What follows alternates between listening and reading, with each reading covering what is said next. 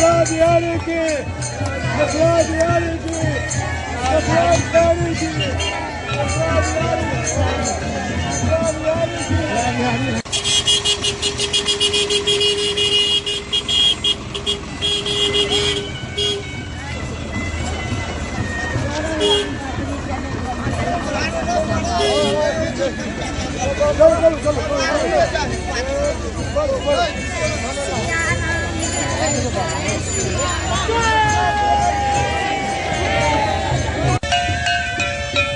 जेना देख रहा छे एठाम से जनकपुर से मिथिला बिहारी के डोला उठ गया से अखन कल्ला के लिए प्रस्थान कर रहल छे।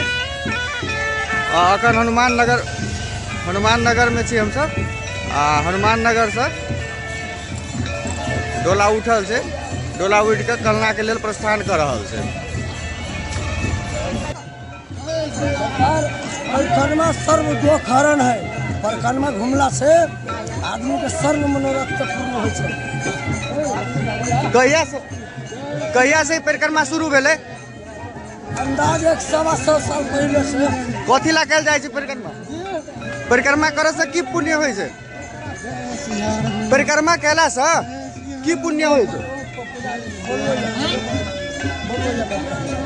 परिक्रमा केला मनाल जाय छे?